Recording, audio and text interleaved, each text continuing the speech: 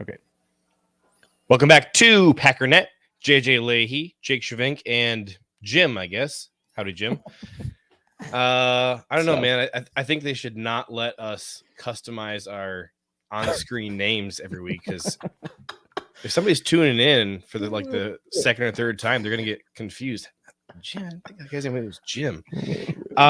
Speaking of confusing and just crazy, did you guys hear about this Matt Canada burner account? Yes. No. Okay, I'm glad one of you hasn't, because Fill now I me can in. explain it. If you both said yeah, then the Never audience mind, would be move on. like, dang it. So Matt Canada, apparently, and for anybody who doesn't know, he's the woefully inept offensive coordinator for the Pittsburgh Steelers, who I love roasting. He's like my new punching bag. I've kind of moved on from the whole Zach Wilson thing. Kind of over it. Now that everybody hates Zach Wilson, I'm good. But Matt Canada does not get enough hate. Matthew.canada@steelers.com was used to make a Twitter account at DannyFootball77, and the profile picture is Danny just football. the profile picture is a I gotta photo look of him a up. Steelers ball cap, Okay. and he's just going around. He's the only person on social media on any platform defending Matt Canada, and he's acting like people are morons for not knowing that Matt Canada is not the problem with the Steelers. So he's going around and he's criticizing Kenny Pickett, George Pickens. He's tearing Mike Tomlin a new one. It reminds me, Jim, a couple years ago, a mutual friend of ours named JJ Smith made a burner account for, who was it? I think Ryan Pace. I was trying to convince people that this was a real thing, but this actually is, because it's at Steelers.com is the email address that was used to make this. I just thought that was just like the cherry on top of like the worst Did he get rid of offense that? in football. Are you able to visit it? It's at DannyFootball77. Is it still up? 7-7. I bet it's still up. There's screenshots all over of the tweets. Oh yeah. I got it now. 1,747 followers for this random dude. You know he didn't have that many followers this Right. morning before the article got posted on Daily Snark. It comes up as a suggested search now. That's how much people. Oh, you must be looking for this. Yeah. He has no actual tweets. He just has replies, and every one of them is like defending Matt Canada or crapping on Mike Tomlin or pointing out how it's actually Kenny Pickett and George Pickens who are the problem here. So this is one of my favorite ones. Somebody tweeted, "Buckle up for this one. Since 2021, the Steelers have had more first quarter drives and in turnovers than they have had and in touchdowns. They're the only team in the league with such a stat." And Danny Football 77 replies with laughing emojis and said, "Oh, is Canada the one turning the ball over too?" I see. Jared says, "No way I'm giving up on Pickett. Get the kid an offensive line and a better offensive coordinator." And then Danny Football 77 says, "So the O-line is an excuse for Kenny's struggles, but the OC is expected to turn water into wine. Makes sense." Look, I understand. So Matt's apparently his quarterback sucks, frustration. according to him. Oh no, there's a really good one. He goes, "Oh yes, I watched Pittsburgh's offense dominate in Oakland, Vegas. Wrong. Do enough in Cleveland. San Fran and Houston are juggernauts that the Steelers met at the wrong time. Now Houston is a juggernaut, Wow. according to this account. I mean, that'd be pretty sick in year one if they were with Stroud and all that, but like, Nailed it. okay. Hey, I think that Okay. Houston is extremely underrated, but juggernaut They're there. doing well. They're doing well. Yeah, they are. We'll say. CJ Stroud is like sneaky good for a rookie. Like 0 touchdowns, 300 passing yards per game. Dude's on fire Wait, what? for a Do rookie. you mean Zero zero interceptions, interceptions? I mean. Yeah. What did I say? Did I say 0 Touchdowns. touchdowns? Yeah. No, 0 Like, oh, he interceptions. sucks. It's slightly underrated. No touchdowns yet, but we'll get there. We'll get there. Okay. All right. Matt all right, Canada so- could elevate me. So here's what we're gonna do. We are gonna take just a short, like 25 more minutes, and rip on just some Raiders stuff, some future of the Packers stuff. Everything is in flux, partly because of that stinker against the Lions, and partly because we got a bunch of guys leaving and coming via injury. Elgton Jenkins possibly going to be back as early as this Raiders game. I'm guessing that when he was watching that Lions game and watching what was going on there, especially at his left guard spot, he might have gone and, pumped some stuff into his veins. And I don't know. What the heck do we do about this offensive line? Because you have to shuffle things, because Royce Newman, Josh Myers, and John Runyon in that order do not an interior make. And look, Zach Tom and Rashid Walker, thought they did, okay-ish against the Lions, but it didn't matter because the inside of the pocket was collapsing every single down. Offense just never had a chance. The Raiders stink, but we have to fix something before we go to Vegas. If we're going to get any traction offensively, what the heck do we do? Especially Bakhtiari is not coming back. We know that. He's on IR. So he's going to miss at least the next 4 games. I don't think any of us expect him back, anytime soon at all, even after those 4 games. What are our options? Well, I don't know that there's a ton of good options aside from just hoping and praying that Elgton Jenkins comes back. But I've also been on it's been my opinion that we to some degree need to disregard the Lions game. That was such a complete anomaly. I think everybody doubled their pressures for the year in that game. I mean, it was one of the worst games that every single one of those players has had. So either the offensive line, all of them completely forgot how to play, or Royce is such a curse, he just makes everybody terrible. I don't know exactly what exactly happened, but I think the most likely scenario is it's just one of those things. We've seen it happen before. Usually it happens in the playoffs against a team like the 49ers, but we've seen it before, and it doesn't mean that the team just suddenly got bad. I mean, we came into that game with a top 3 pass blocking offensive line, and I expect that to be more of what we see moving forward, rather than let's blow it up and go find somebody else. I mean, Royce is a lost cause, but even he was he had, I think, 4 pressures coming into the game. He gave up 5 in that game. So, yeah, I mean, Royce is not the answer. That's an unfortunate pick. But aside from that, I think the answer is Rashid, Elgton Jenkins, Josh Myers, John Runyon, Zach Tom. And they need to figure something out to make sure that whatever disaster took place in that game doesn't happen again, which is the frustrating part about listening to our coaches who go to the podium and say, yeah, man, I don't know. It's freaking crazy. I don't know. I don't know. Hopefully that doesn't happen again. We can't figure out anything, but got to do better. Tough game out there. Yeah, rough. We'll rough get them. This whole football We'll take thing. care of them next time. We'll get it. Got to give credit to Team X. They're a great football team. Yeah, those Lions boys. This is their second win of the year, whatever. The whole season. But man, that was really just dominant football Noted players. Pass rush specialists over there in Detroit. Rashid Walker, does he stay at left tackle, or do we fart around with Elgton Jenkins at left tackle? The interior has been the problem. I think Elgton, 2021 left tackle Elgton Jenkins, like that was David Bakhtiari level good.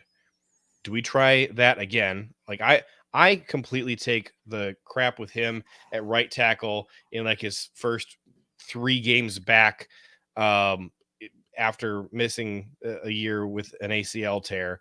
That right tackle experiment was always stupid from the beginning. I don't put any weight on how that went. Do we just keep going with Rashid Walker at left tackle because it's been working and just try and fix the interior? Or do we just say, hey, listen, left tackle is the most important. Elgton is our best guy. Put it there and then let the chips fall where they may and try and assemble a hodgepodge interior some other way. I mean, I think the problem, it would be great if left tackle was really like honed in as like, oh, this is the biggest problem, right? this is the thing that's holding back the offense. I just feel like it's not like I get it. Rashid is pretty much on the track of everybody else in this offensive line room, better pass blocker than run blocker. That's just how they like to grow him in Green Bay, I guess. So to me right now, this interior is just, there's nothing. You're not giving me much. There's no line of scrimmage resetting. Dylan's got nowhere to run. In this game, Love had nowhere to step up in a lot of occasions. Like, I would just hope that Elton can come back and play guard. Just solve one of the three issues right now, and just let Rashid kind of just continue to get reps, because I think if not, I don't think he's necessarily going to be obviously the long-term left tackle, like franchise guy, but this is your number 3. This is your swing tackle, right? Give him some reps, see what you, at the very least, see what you got. Again, I can sit here and say, oh, he's not going to be the guy. We don't know. We think we know, but I think he just needs the reps. I wouldn't really move anybody else around. I get the Tom to center stuff. He's still a little bit, he's a lighter player. I mean, I know he packed on some more weight, but like, you never know. He might get pushed around a little bit too up front. So especially if they're going to continue as well, this is not just straight zone. This is not just, we're running zone the entire time. It's like, it's very clear that LaFleur obviously broke out everything against the Bears, that he's willing to, run gap scheme runs and stuff like that. So where you're going to have to generate some push, and I would just leave tackle alone. I know just not a lot of options at the interior right now. I know, hey, maybe we're tossing Sean Ryan out there. I don't know. But yeah, I wouldn't bad mess with Sean Ryan be if he still can't get playing time as of yet. Yeah, I mean, I tend to agree with what some people are saying. I mean, that's my whole thing is, well, he must not be good enough. But many people have pointed out the Packers' occasional ineptitude in terms of not putting people out there that need to be out there. I mean, they do a good job of drafting and developing, but sometimes they're a little slow in identifying this guy needs to play over that guy. So I wouldn't mind, especially considering how horrifically bad Royce has been, to at least try it. I mean, we did that with what was it? Rashid came out. He was terrible. The next series, they put Yash in. Rashid ended up coming back out, but it's not that hard. You put him out there. If he's a disaster, you pull him and you put Royce back in. At least see what you got. See if he can do anything. See if he can run block or something. At least he can do one of the two things, and Royce can't do either of the two things. I don't see the purpose of even having him on the roster if he can't step up when somebody is playing as bad as they played last week. I mean, you can't pull either of those guards and put him in. That's pretty terrible if that's the case. Yeah, I'm not totally aligned with the really quick, Jay. I'm not totally aligned with the plan. I'm just like, we'll figure it out. No change. Right. We got it. We're fine. Like, if this continues, like, there's got to be. I mean, yeah. I don't buy the obsession with like we have to move Zach Tom to center just because. I don't buy that. But the one thing that does make sense to me is we have a lot of options at tackle, just options period, and like no options on the interior. And one thing I would like would be to put Runyon back over at left guard, if at all possible, because he's been basically a disaster at right guard. He's a horrific run blocker. He's pretty much only a pass blocker. That's always been true of Runyon. I think he's by my eyeball test, he's played a lot worse at right guard than he ever did at left guard consistently. And if you can maybe just solidify a few guys and have Runyon in between two guys who are playing well, I think that gives you some options. And I don't think that Josh Myers has been as bad as advertised at center. But if you could have Runyon in between two guys who are both playing well, say maybe Elton and Zach Tom, I don't think he's a liability anymore. And over the last couple of games, he's been almost as big of a liability as Royce. If we could get one of those guard spots cleaned up, still have competent-ish play from tackle, I think you're cooking with something. Yeah, and my whole thing with the Zach Thomas center is tackle is by far the priority, and to take away from tackle to improve center is moving completely backwards. It's part of the reason why I've been pushing Elton to tackle constantly. Like I want him Right. at tackle. I want him at tackle. I want, and it's like I get, and you know, well, he's a better guard than tackle. I understand, but tackle's so freaking important. Yeah. Like I would rather have a subpar guard and a really good tackle than the other way around. We know he's a good. If you can be a good tackle, you're a tackle. That's it in my mind. There's no discussion. Like if you Right. can play tackle, you're a tackle. So in my mind, it's Zach Tom and Elton Jenkins at tackle. Now, if they don't want to do that, and Rasheed Walker's doing a decent enough job, so I guess I'm okay with it as long as he stays at this level. But if he dips, Elton goes to tackle in my mind, and that's not debatable.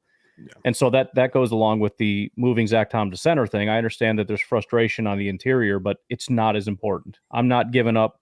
You know, that's where the guys making $30 million a year to kill quarterbacks are. They're over there off the edge. Yeah. So no, I that's the number one priority, and we got a guy in Tom, and I think we have a guy in Elton, and if Rasheed can hold it down, great. Otherwise, Well, again, that's my priority. But I just want to throw it out there, and like I am probably lower on this guy than anybody else in, you know, Packers, whatever. But I think Josh Nijman is head and shoulders better than Royce Newman easily. Yes. And I think that I would take Josh over what we've got out of the last, I don't know, 6 to 8 games of John Runyon as well. And I don't think you can put Josh on the interior. He's right. That isn't where he can go. At right tackle, I think I'm fine with living with Josh at right tackle compared to some of the other stuff that we have going on the offensive line. No, he's not one of the guys that I would like out there in a perfect world in our starting 5, but we're down to like 2.5 offensive linemen right now. We don't have 5 offensive linemen right now. We have Zach Tom, and we've got like a half a good game from Josh Myers and, you know, serviceable enough play from Rasheed Walker, but we still don't really know if that's a you know, the real deal that's going to last a while, or if like things are going to fall apart. So I don't know, that's where I am.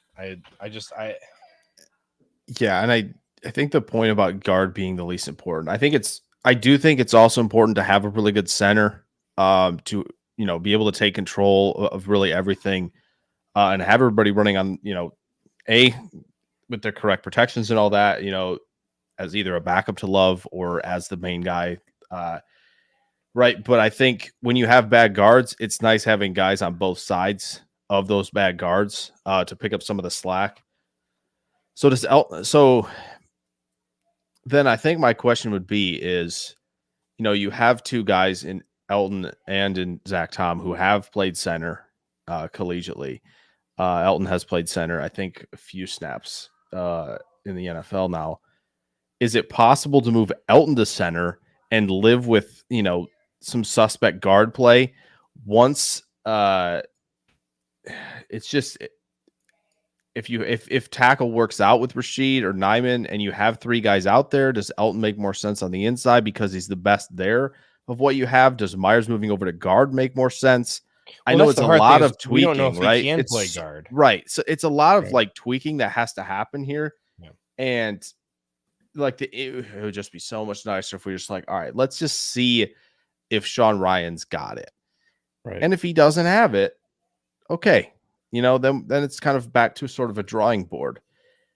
But if you're going to move, if you're thinking about moving Runyon to left guard, then I think, you know, who's playing right there, that creates an issue where it's like, all right, well, if you're going to have the center, then maybe it should be Elton in that scenario. I don't know. There's something has to change. It would be interesting to, like, a week from now, we're looking back and we're like, oh no, our starting offensive line is Elton, Runyon, Myers, Ryan, Tom, and then you feel fine about it. I mean, like, this is the interesting thing is we are so very much teetering on the edge offensive line wise between like complete disaster and, oh no worries, we have a great offensive line. I mean, 1 week ago or 2 weeks ago, there were articles being written and people talking on Twitter, like not Packers people, mainstream NFL people talking on Twitter about, hey, the Packers have third and fourth string tackles that are better than a lot of team starters. Which is again why I don't want to overreact. Like I have spent with Packernet After Dark. I have spent almost every single day talking about and talking to people who are panicking about what are we going to do with this bottom 5 offensive line, and it's like we cannot get into panic mode and start acting crazy about 1 week. These things happen. It's like, if Aaron Rodgers goes out and has like a 43 PFF grade, it's like, oh, we got to replace the quarterback. Like we would call that person a freaking moron. Like, dude, it was a bad day. It happens. Like David Bakhtiari had bad days. I don't know if Devontae ever had bad days, but like Aaron Jones has had horrific days with like 3 fumbles. We don't say like he's a terrible running. This stuff happens. Hey, there is one guy on Twitter who routinely comes and tells me how terrible Aaron Jones is because he's had a couple of fumbles in the playoffs. This guy, anytime a bad play ever happens that involves Aaron, this dude immediately comes into my mentions like clockwork. I'm not going to go on my. We're a little short on time today. I'm not going to go on my negative Packer fan rant today. Wait, here's a rant. Joe Barry. Here we go. I thought you said we were keeping this short. There's absolutely no chance now. You've. Wait, I think I might have lied in my title. I don't think we're getting to the Raiders today. Yeah, you've opened the can here. Well, we have to talk about what he said though to the media when he was trying to give his answer about the run defense, and he talked about, hey, I went back, I've rewatched all of the run blocking snaps, and he said there's not one specific thing that's not working. And I know it's not like the worst answer in the world, but that was just like the final thing for me of like, dude, you can't come to me and say, yeah, I really don't know why our run blocking is bad. We just need to be better. Like, dude, this is year 3. It was bad before you got here. It got way worse while you've been here. I'm officially, what is this? October 3rd, 2023. I'm officially done with Joe Barry. I can't do it anymore. Yeah. And that's always been the answer. Like he doesn't know.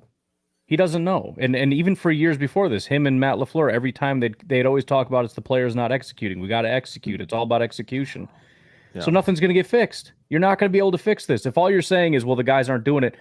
First of all, I don't buy it. Second of all, it's your job. Why are they not understanding? There's guys all around the league running the same scheme with mid-round players that are running this and executing it. Why are your guys across the board not able to understand this? I don't understand why they don't. And then for you to throw up your hands and go, I don't know, maybe you should suck less, guys.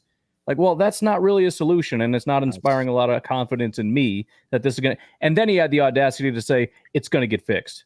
Like, shut up. I know. Not sure what the problem is quite yet. Matt LaFleur's thing about the definition of insanity is doing the same thing over and over again. I was like, dude, of all people, you should not be the one saying this.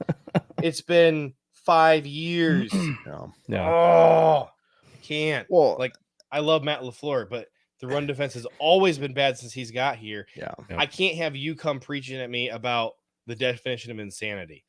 Fire your buddy, and then when you go to replace him, throw your freaking Rolodex in the trash and go hire somebody you don't get beers with.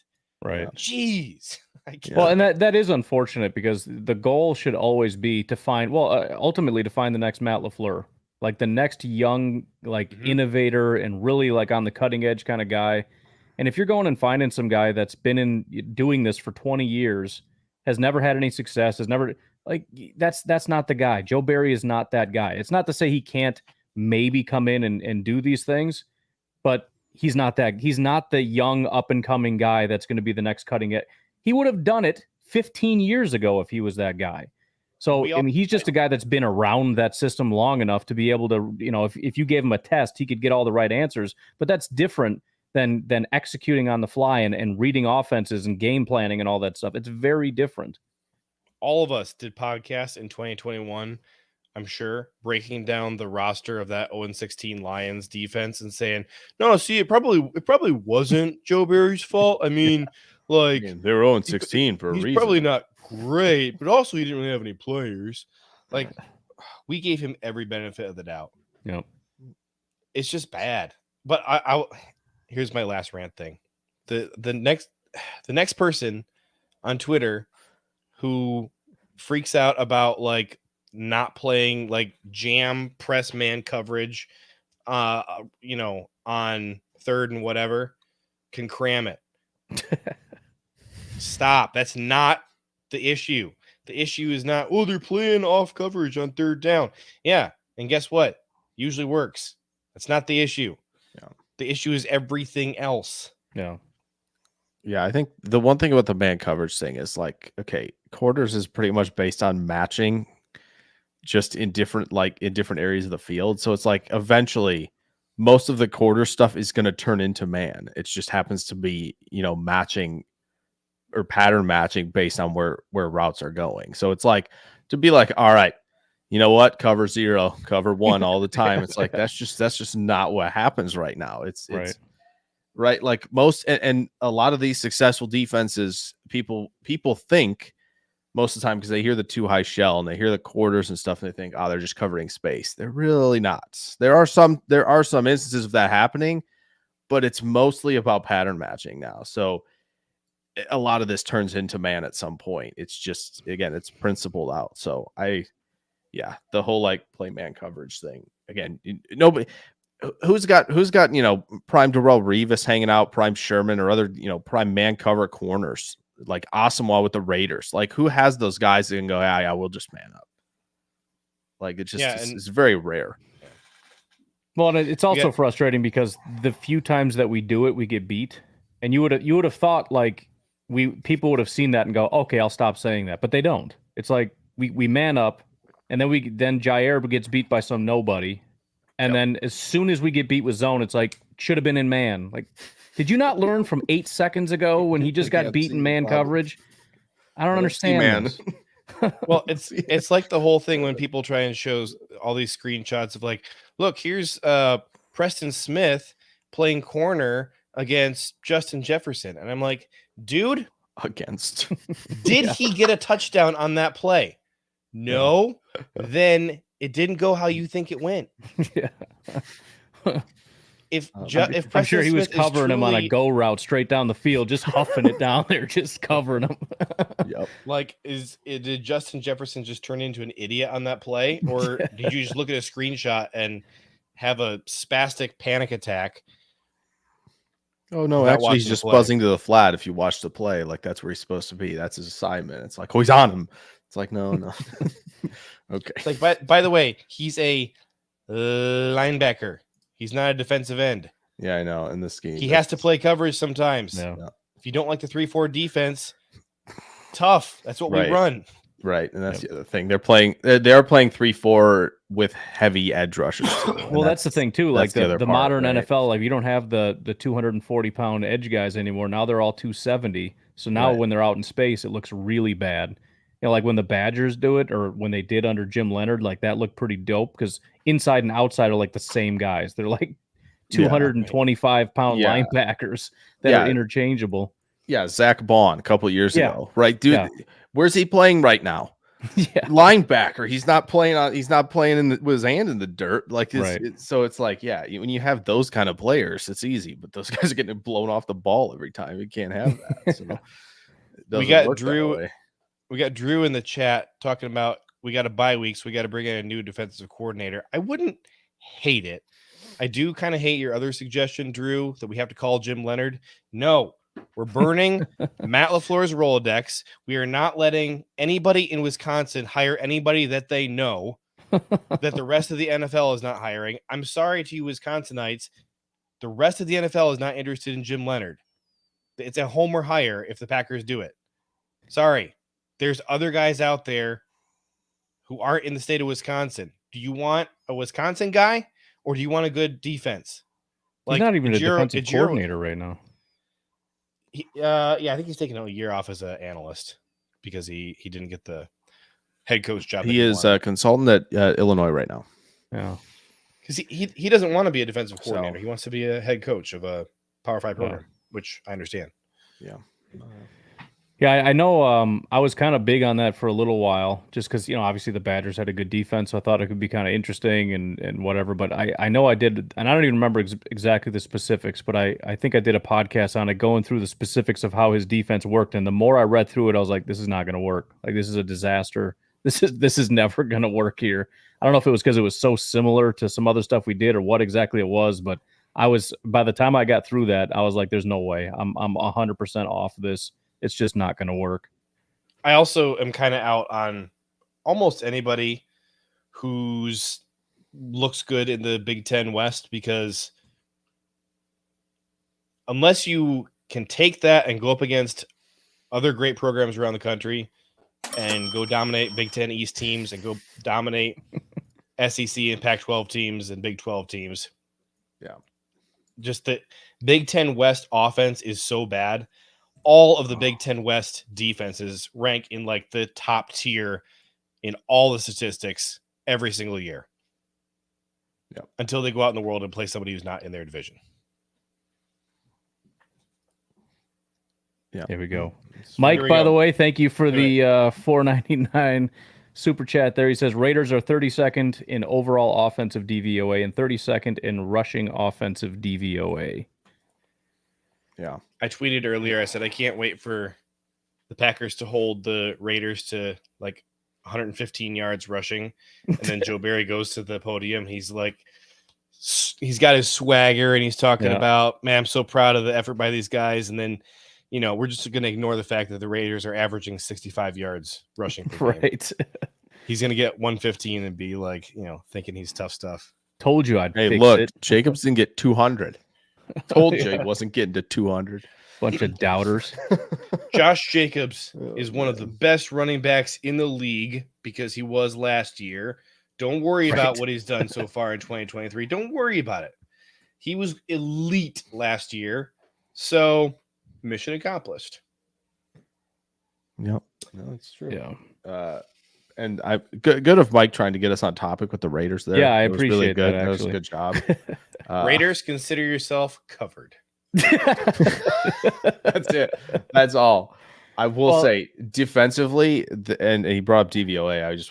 I went to look at EPA per play and success rate, and the Raiders, their rush defense is 21st in EPA per play and 21st in success rate. So I mean, this is bottom half of the league stuff here. The defensive tackles it's a struggle bus. If you watched Jerry Tillery get ejected last week for hitting Herbert out of bounds, he was always a pass rushing defensive tackle. If he's going to play in this one, like this is a guy you run at, like there should be guys getting blown off the ball. Tyree Wilson has like a microscopic pressure rate right now as a rookie. Like it's all setting up to where you should be able to run the ball, and they haven't really successfully so far. This is the one to get back on track. The Packers are going to win this one. I'm just saying it right now. It's number one, it's a get right game for the Packers. Number two, the Packers have been dominating the Raiders for forever. They've beaten them by like 30 points or something over the last like 10 games that they played. It's like a crazy domination.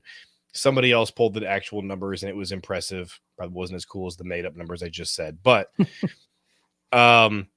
And the Packers, like across the board, if you look at every metric, you look at PFF grades, DVOA, everything, they're a middle of the pack team right now. They're, the Raiders are horrific.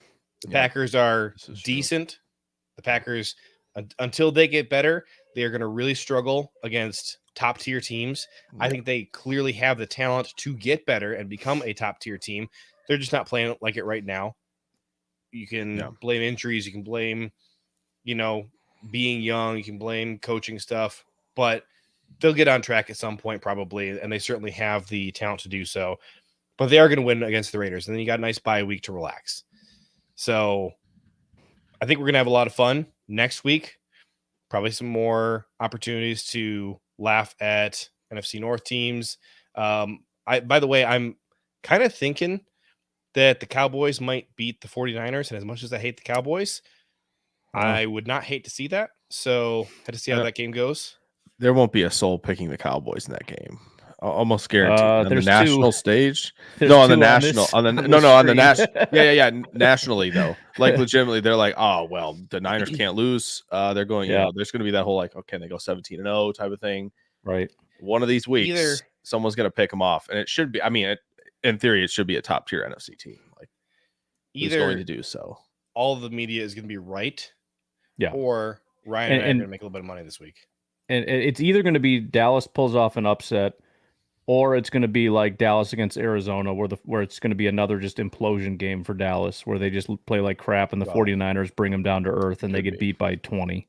Could be. Yeah, that's Those are the two outcomes I see in that game. I don't know how we got on that game, but that's what I see. idea. No idea. But yes, as Drew mentioned, Adams is banged up. Yeah. He did leave the Charger game, came back in it. How do we feel You know, about just- containing Devontae Adams, who Not great. ripped through the Steelers defense a week and a half ago or so on Sunday night? It's been a bad couple weeks for ex-Packers. So you got Ryan. What was the thing that Mercedes Lewis did in this past game for the Bears? Oh yeah, he- that was. He had a hold. It was a hold. Oh yeah. On like their one really great play that would have won them the game. Yep. So he had that hold. Of course, we know what's going on with Aaron Rodgers, and then the rest of the Jets or Packers, former Packers, stuck with the Jets. Yeah, Corey Linsley got put on that was non-football injury with like a heart condition. yeah, That sucks. yeah. And now Devontae's banged up. It is not a good time to be a Packer or a former Packer right now. Yeah, No. Injuries are piling up. yeah, they Somebody- are pretty bad right now. Somebody So- check Dan Campbell's kneecap collection. See if he's like got some Packers kneecap voodoo dolls he's been poking. Not sure. I mean, it's possible. I jinx wouldn't rule anything out right now with all the injuries. So, Yeah, I Go ahead. think there's two guys. I think Adams will probably be effective, but there's two guys. It's Adams and it's Max Crosby. Yeah. Like Yeah, that's exactly. it. That's it. Just Well, Trayvon find a Moring way. is Oh yeah, Merrick's pretty playing pretty pretty solid good. player. Yeah, that's true. That's true. But like it shouldn't be. It's not a tall order here. No. Like- Well, and even Devontae is not putting up world-beating numbers because the quarterback and the offensive play is so terrible. I mean, his numbers look like Romeo Dobbs's numbers. I mean, to be honest, I mean they're comparable. So Yeah. and it's not because Dobbs is anywhere near Devontae's caliber. It's just the quarterback play in the offense is so pedestrian that Yeah. he just hasn't been as effective. So, I mean, he's not going to be fun. It's going to suck to watch him play for another team against us. But it's just a bad football team. That's all there is to it. Adams is definitely getting a touchdown. Yeah, he Yeah, probably sure will you will. Yeah. There's no way that he's not going to get himself a touchdown in this against game. the Packers. Yeah, There's your bet, people. Devontae Adams anytime true. touchdown bet. Yeah. There you go. I wonder what that's at. We should check that. I don't know. 'Cause, It's one thing- usually the anytime touchdowns are usually at least like plus 500, like even for Yeah. like McCaffrey. Like it's Really? usually did you see what somebody put up? Like if you had bet McCaffrey 4 touchdowns. no. It was Oh, like I'm plus sure it's 500 and insane. some odd thousand or something. Like it could have paid off. I think it was actually in the millions. I mean, it was ridiculous. I had to read it a couple times. Like if you had put down a $10 bet, you would have won like $5 Almost million or something. You would have won almost as many dollars as there have been babies born since Chicago's last win. Exactly. Hey, well, take a peek at that Rashawn Gary over under sack total this week as well. Obviously, Khalil Mack just had 6 Yeah. on that's Sunday true. against this Crap. Raiders offensive line. And yeah, if Jermaine he's a Illuminor, full who's go, playing right man. tackle. Yeah, I might have to look he's at a- that. right. If he's a full go, maybe you put some down on like 2 sacks for Rashawn Gary. Yeah, I was gonna put it at probably 1.5 for a sack total. I can't imagine he's leaving with 0 in this game. So Oh yeah. I can't imagine. Just go all in. Just do 4 sacks. See if you can make like 50 grand. Might as well. Might as well. See if you can parlay that with a Carl Brooks sack too. Exactly. Yeah. Just do whatever you can. Like this could be it, and this is the part of the thing where I kind of talked about this week 1 too with the Bears. It's kind of like, okay, like trenches, Max Crosby notwithstanding, like this is a giant advantage. Go show them it's a giant advantage, Yeah. especially defensively. like your defensive line, it was pressure city against Chicago. It better look the same. It better look the same. That means, Wyatt, who has kind of sort of disappeared. There were a few, flashes in that Detroit game, a couple early, where they got him on a little bit of a stunner. They got him a decent matchup against a tackle. But like this should be a Clark game, a Brooks game. Maybe Van Ness gets in the mix as well. Like this should be a game where you dominate the Raiders offensive line and leave them out. Did you know Wyatt is second on the team in pressures? So yeah, I believe he's like number Wyatt. He's number 2 in the NFL among defensive tackles. I now. believe that. So his what they've only built out problem here has been the tackling. The tackling from Devontae has sucked so far. Yeah. He's got 35% missed tackle rate. Not as bad as Rashawn Gary's 50% missed tackle rate, but yeah, this is true.